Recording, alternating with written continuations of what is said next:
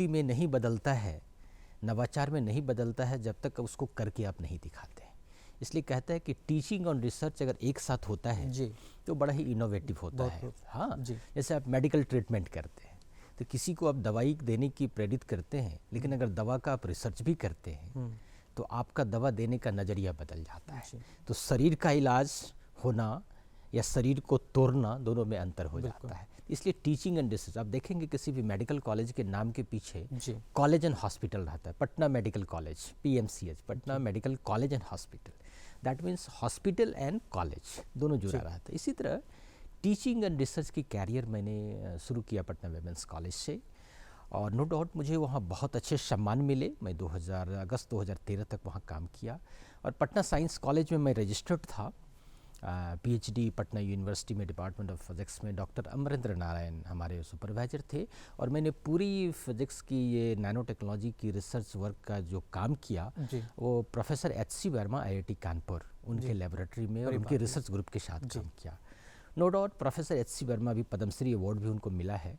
उनकी एक एक लाइन जो होती है वो कहते हैं, हम लोग कह सकते हैं ब्रह्म लाइन होता जी। है।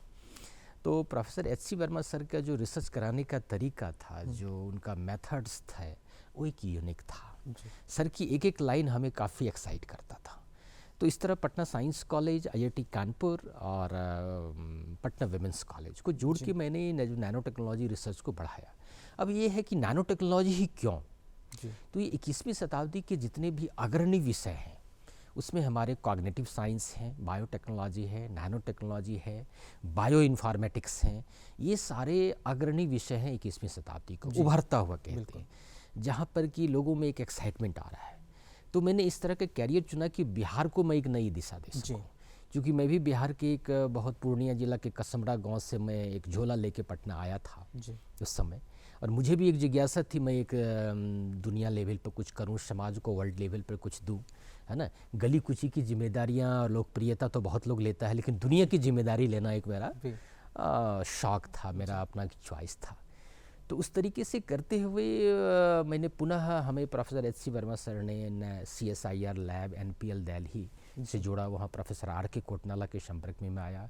हमारे पोस्ट डॉक्टरल सुपरवाइजर थे प्रोफेसर आशीश्वर यादव, जो फॉरवर्ड वाइस चांसलर रहे हैं बिहार यूनिवर्सिटी के, और पटना साइंस कॉलेज के प्रोफेसर भी थे, और उनके साथ भी मैंने बहुत अच्छा काम किया। बहुत अच्छे हमें वो स्नेह प्यार देते थे, और इस तरह से हमने यूनिवर्सिटी ऑफ इलाहाबाद का नैनो मिशन लैब है, प्रोफेसर अविनाश पांडे सर उनके डायरेक्टर, इस तरह देश में हमारी एक टीम बनी।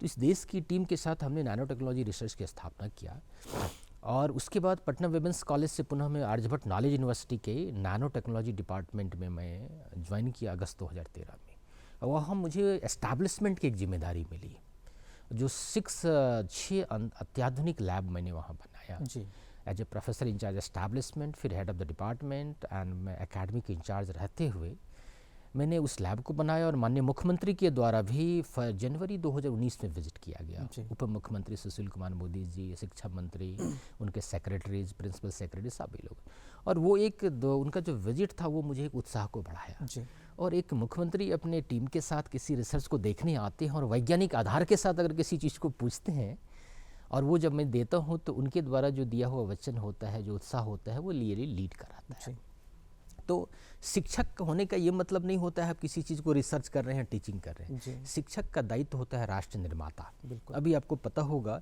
कि यूजीसी ने शिक्षकों को एक लोगो भी दिया है। जी, वो लोगो कार के पीछे लगाना है, और उस कार के पीछे लिखा हुआ है राष्ट्र निर्माता, नेशन बिल्डर।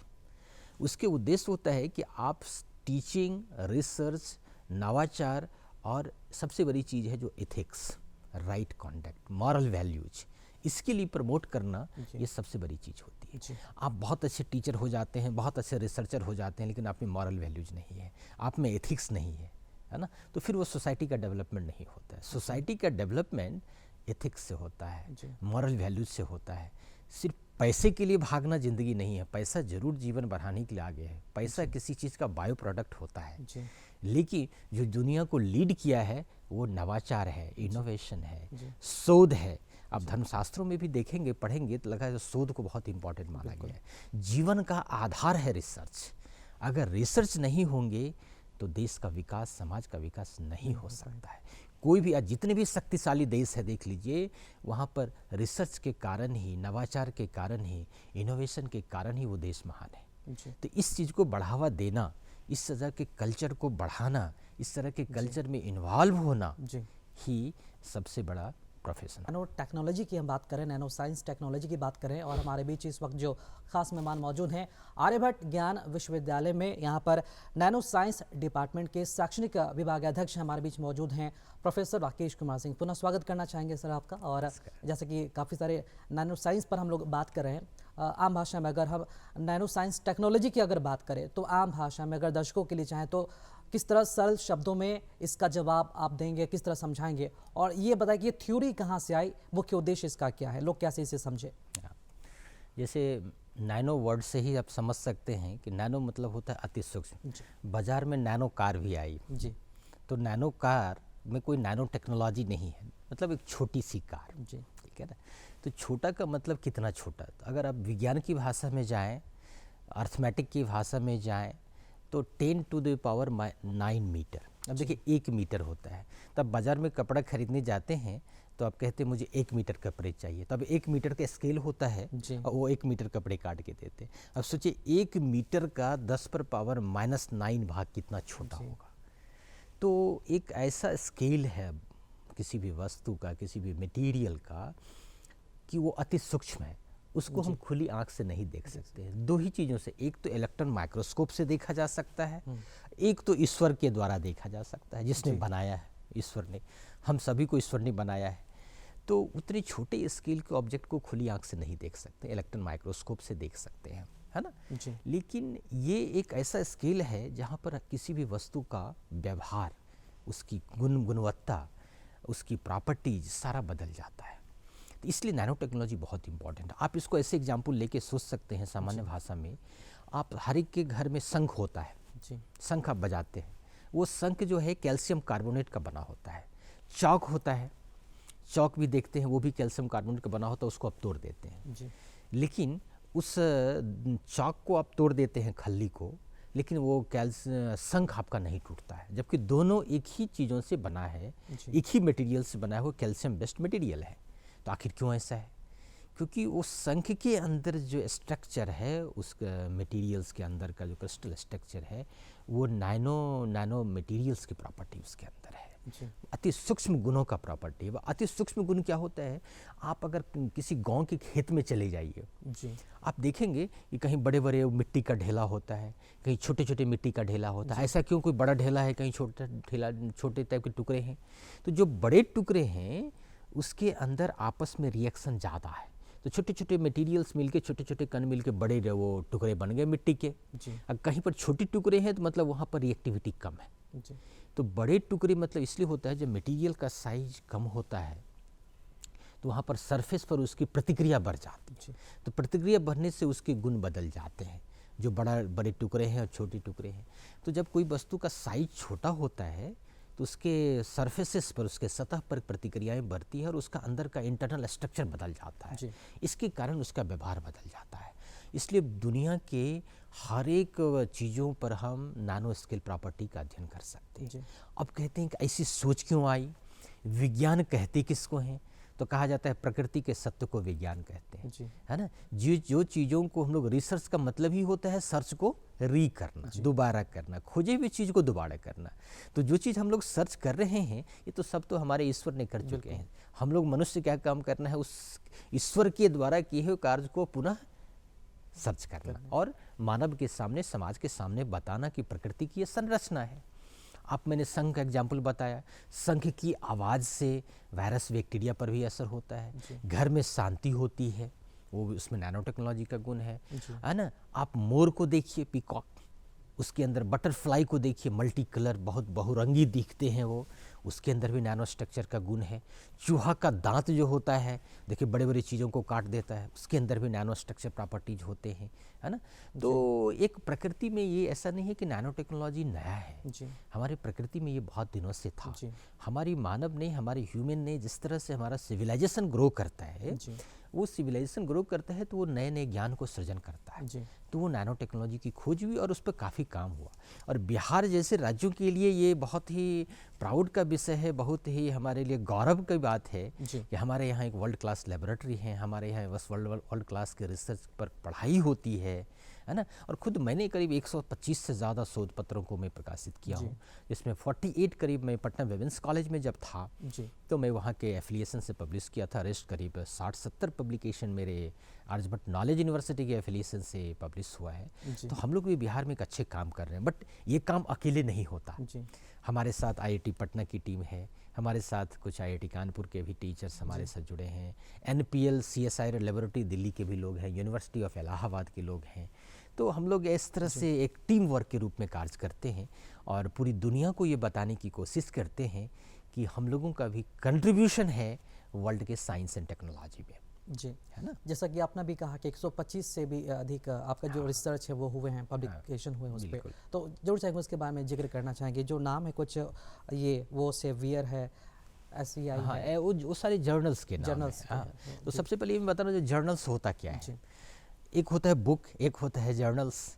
तो बुक वो होता है जो किसी ज्ञान को आप लिखते हैं, वो कोई भी लोग लिख सकता है। लेकिन जर्नल्स वो चीज़ होता है जो नया ज्ञान होता है।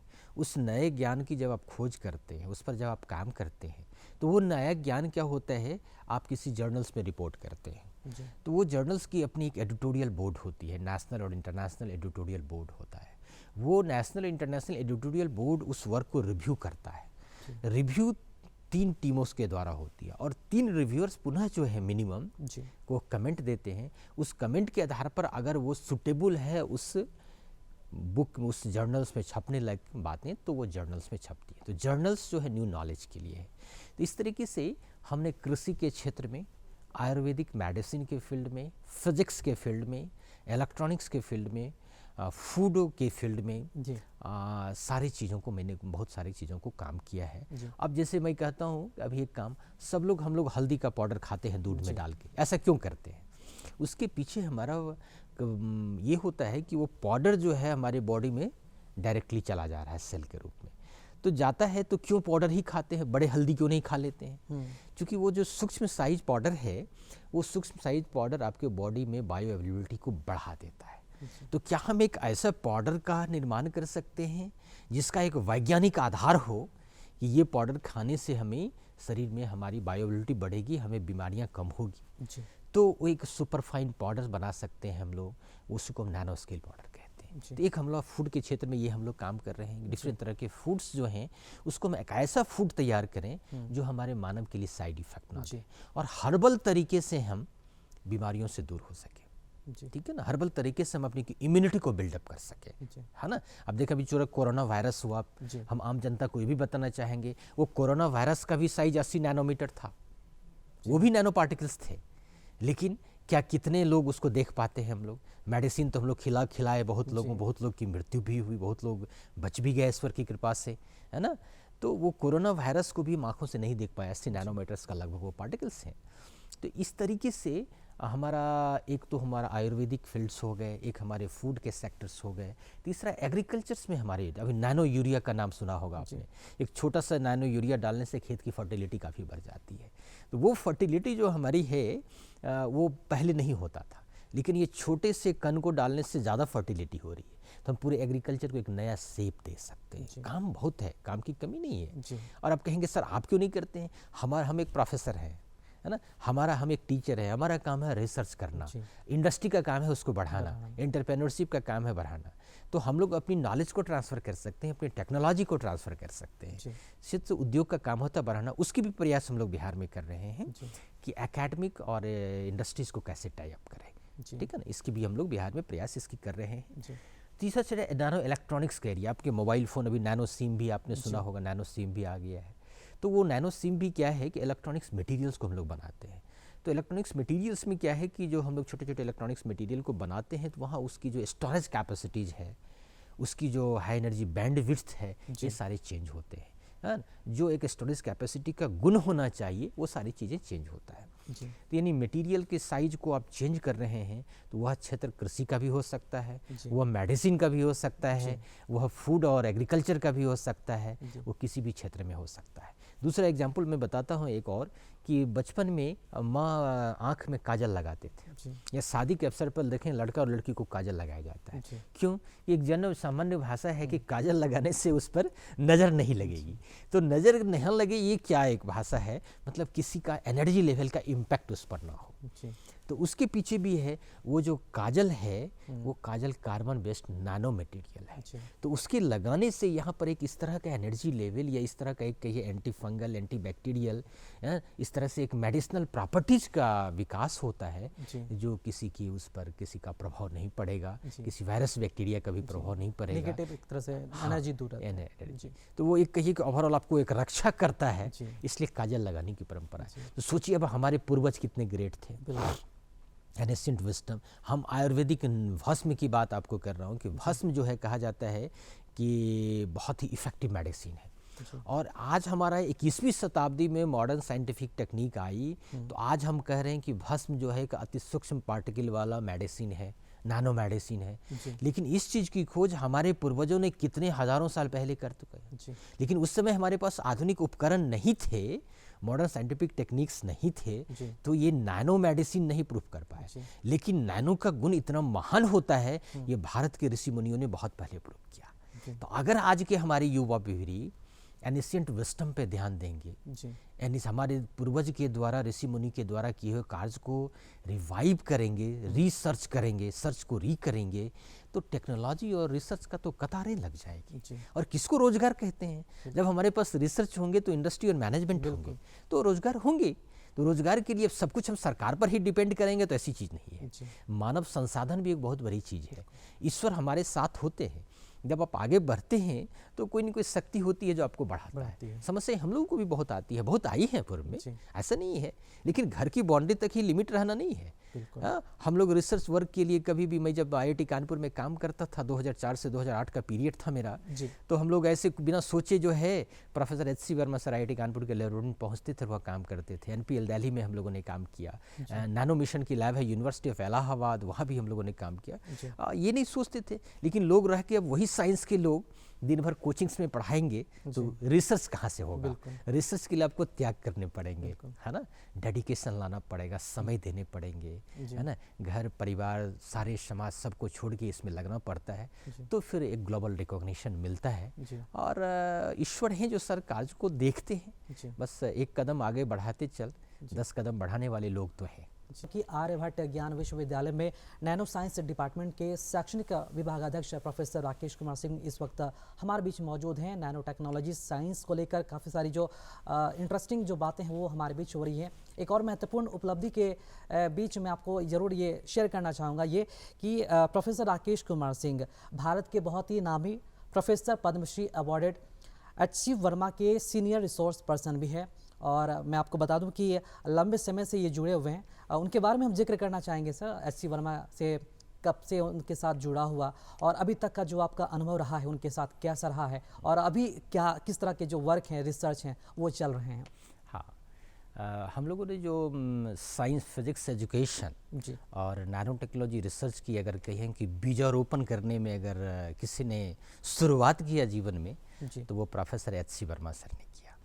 जब मैं Patna science college, Patna university में अपने PhD कार्यक्रम शुरू किया था, जी तो डॉक्टर अमरेंद्र नारायण सर हमारे सुपरवाइजर थे, और प्रोफेसर HC वर्मा के साथ मैंने काम करने के लिए कोलैबोरेशन थे मेरे। जी तो विज्ञान को कैसे सरल भाषाओं में पढ़ना नहीं, देख के सीखा जाता है, लो कॉस्ट एक्सपेरिमेंट के through. Professor HC Verma sir को जब भी पद्मश्री अवार्ड मिला है, जी कि हम जन सामान्य तक विज्ञान को उन्होंने कैसे सिखाया पढ़ने के लिए। छोटे छोटे उपकरणों के द्वारा विज्ञान को पहले देखो तब सीखो। बिल्कुल। जनरली हम लोग क्या करते हैं, पढ़ते हैं, लिखते हैं, सीखते नहीं हैं। तो सीखने की परंपरा उन्होंने जगाई हमने। तो मैं 2004 से 2000 अभी तक की बात करूं, 2021 तक की बात करें, तो सर के साथ अभी तक हम लोग जुड़े हैं। और उस नैनो टेक्नोलॉजी रिसर्च की शुरुआत भी मैंने उनके सर के ही लैब से मैंने IIT कानपुर में शुरू किया था अपनी। उस समय हमारे बिहार में उतनी सुविधाएं नहीं थी। उसके बाद इस आधुनिक विज्ञान नैनो टेक्नोलॉजी की रिसर्च के साथ विज्ञान को छोटे छोटे एक्सपेरिमेंट के साथ समझना, समझाना और समाज में फैलाना, ये कार्य हम लोग उनके साथ करते हैं। जी अभी हम लोगों ने करीब 500 से ज़्यादा low cost experiment professor HC Verma sir के गाइडेंस में हम लोगों ने डेवलप किया है, जो हम लोग वो at all level of study है, from schools level to university level, जी। पीजी एंड पीएचडी लेवल्स, जिसकी एक खासियत है कि उस एक्सपेरिमेंट को आप छोटे से बैग में डाल के भी गांव से लेके बड़े बड़े सिटी तक के कॉलेज, यूनिवर्सिटी एंड स्कूल्स में पढ़ा सकते हैं। जी। ये एक बहुत बड़ी ब्यूटी है। और हम लोग एक अन्वेषिका सेंटर होता है, जो प्रोफेसर एस.सी. वर्मा सर उसके नेशनल कोऑर्डिनेटर है। मैं बिहार पटना का अन्वेषिका कोऑर्डिनेटर हूँ वन ऑफ द। और हमारी अन्वेषिका एक्टिविटी एक पटना साइंस कॉलेज में डिपार्टमेंट ऑफ फिजिक्स में चलती है, जिसके coordinator doctor Amarinder Narayan sir हैं। और उसी की एक यूनिट हमारे आर्यभट्ट नॉलेज यूनिवर्सिटी पटना में है, जिसको मेरे कोऑर्डिनेशन में काम चलता है। तो वो अभी हम लोग एक नेशनल लेवल का साइंस स्किल टेस्ट लेते हैं, national Anveshika science experimental skill test. उसमें हम लोग पूरे भारत के करीब 27 राज्यों में 27 केंद्रों पर वो टेस्ट ऑर्गेनाइज होता है। और करीब 50,000 से ज़्यादा बच्चे लगभग लास्ट 2 साल में अपीयर भी होते हैं। तो उस साइंस स्किल टेस्ट का उद्देश्य होता है कि नेचर से जुड़े हुए, प्रकृति से जुड़े हुए, वातावरण से जुड़े हुए किसी साइंस के थ्योरीज को, किसी साइंस के प्रिंसिपल को, किसी साइंस के इवेंट को छोटे वीडियोस के थ्रू दिखाना, और उस वीडियोस के थ्रू बच्चों से क्वेश्चन पूछना कि प्रकृति में ये चीज़ें जो हो रही है क्यों हो रही है। तो हम मास लेवल के साइंस को कैसे समझा सकते हैं, ये एक हम लोग स्किल टेस्ट करते हैं। और उसके आधार पर पुनः हम लोग स्क्रीनिंग टेस्ट लेते हैं नेशनल लेवल का, है ना। और फिर नेशनल स्किल लेवल टेस्ट होने के बाद स्क्रीनिंग टेस्ट होने प्रीलिम्स लेते हैं।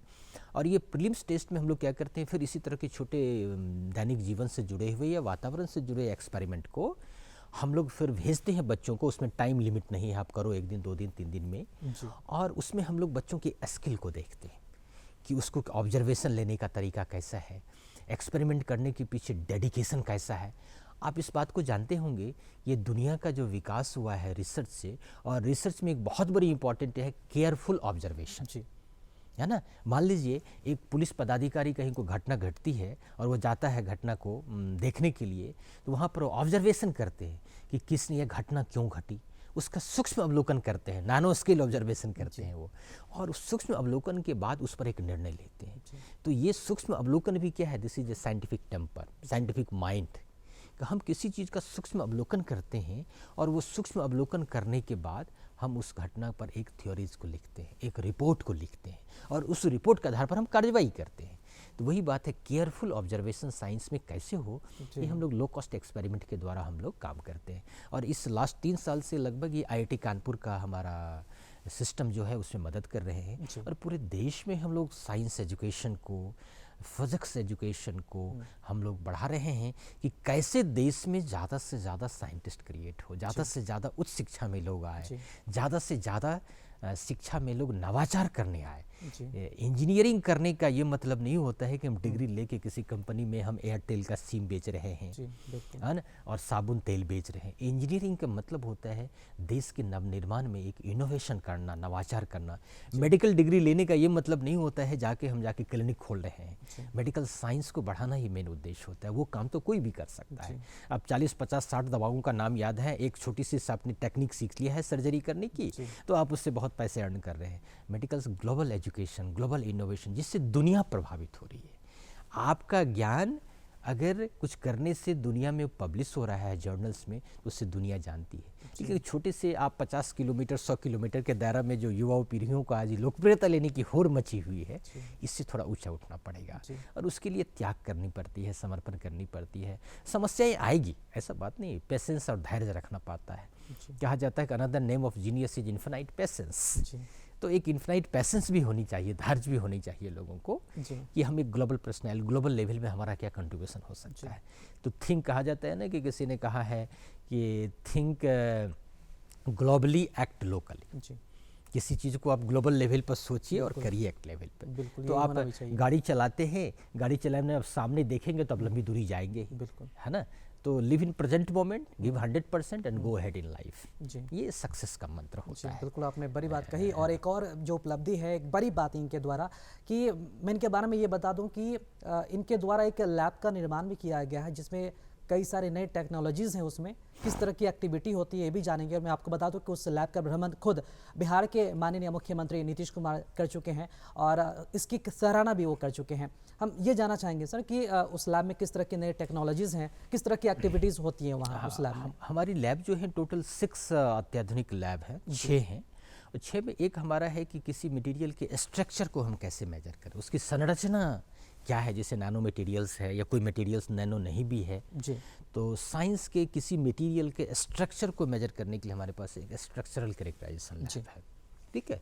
दूसरे हमारे हैं कि किसी भी मटेरियल्स को हम जो बनाते हैं सिंथेसिस लैब, वो डिफरेंट सिंथेसिस लैब भी हमारे पास है। उसके बाद होता है एक चुंबकीय गुण मापने वाला, चुंबकीय गुण, इलेक्ट्रिकल प्रॉपर्टी है ना, और हमारा मैग्नेटिक प्रॉपर्टी, ऑप्टिकल प्रॉपर्टी, ये सारे गुण को मापने वाली लैब है। और हमारे माननीय मुख्यमंत्री ने भी जनवरी 2019 में सभी लैबों का मतलब भ्रमण करने में उन्होंने काफ़ी अभिरुचि दिखाई और काफ़ी ही अभिरुचि के साथ उन्होंने लैब का भ्रमण किया और मुझे भी काफ़ी उत्साह बढ़ाया और काफ़ी मुझे सराहा भी, उससे मेरी भी उत्साह बढ़ी आगे करने में। और उन्होंने हर संभव प्रयास भी करने का, मुझे संभव मदद करने का भी उन्होंने आश्वासन दिया और दिया जा रहा है, दिया जा रहा है। जब भी कोई परेशानियां होती हैं तो मैं माननीय मुख्यमंत्री जी से अपनी कठिनाइयों को शेयर करते रहा हूं और वो मुझे मदद करते हैं। और मुझे ऐसा आशा है भविष्य में कि अब हमारी एक इच्छा है कि हम हो रहे रिसर्च को उद्योग से कैसे जोड़ें।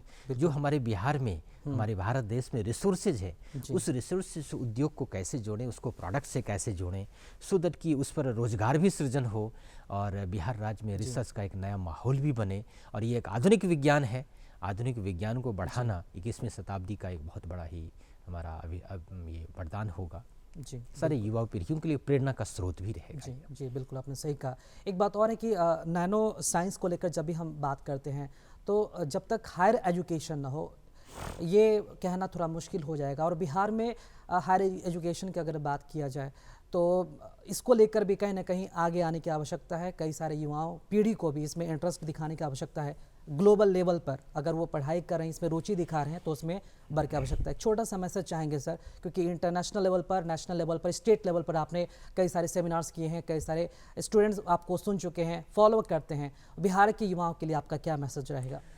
जैसा एक चीज़ बार बार प्रश्न होता है कि उच्च शिक्षा में हमें फैसिलिटीज़ नहीं है, हमें रिसोर्सेज नहीं है।